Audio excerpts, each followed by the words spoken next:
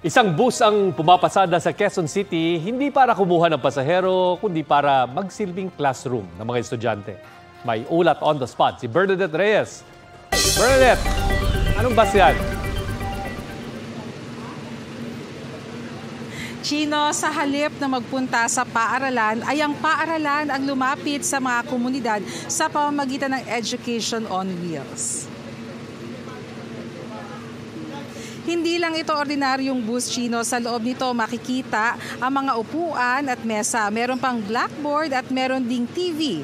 Ito ang nagsisilbing silid-aralan ng humigit kumulang 50 estudyante na kumukuha ng Bachelor of Science in Office Administration sa Polytechnic University of the Philippines. Ayon kay PUP President Manuel Muhi, flexible and distance education ang approach nila.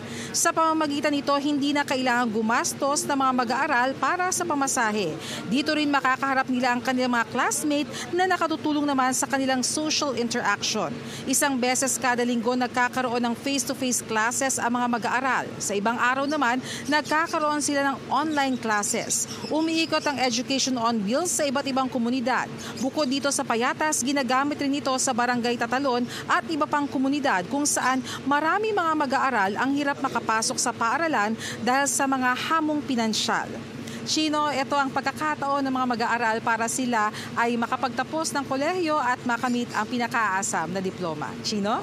At hindi lang flexible na education yan, Bernadette, kundi mobile education din. No? May balak ba silang pagpatuloy yan o ipakalat pa yung mga bus na yan? Paramihin pa yung mga bus na tulad ng ganyan?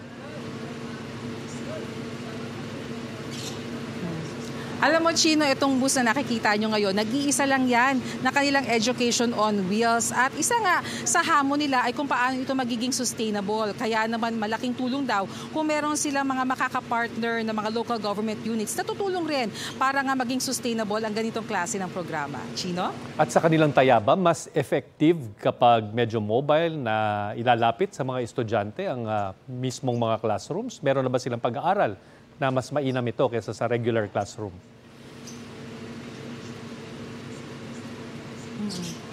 Base doon sa kanilang mga interaction sa mga estudyante ay napatunayan nila na ito ay nakatutulong doon sa pakikipagpalitan ng kanilang kuro-kuro dahil mas mabilis daw nilang nakukuha ang mga feedback galing sa kanilang mga estudyante. At alam naman din natin kung purely online ang ginagawa ay minsan may mga hamon din pagdating doon sa mga connectivity issues. At dito rin sa pamagitan nito ay malaki raw na tipid sa pamasahe gaya ng ilang mga estudyante na nakausap natin dahil ilang hakbang lang ay nandito na sila sa kanilang converted classroom. Chino?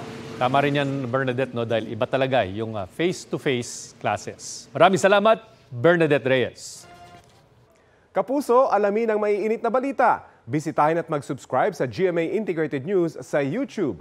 Sa mga kapuso abroad, samahan nyo kami sa GMA Pinoy TV at sa www.gmanews.tv.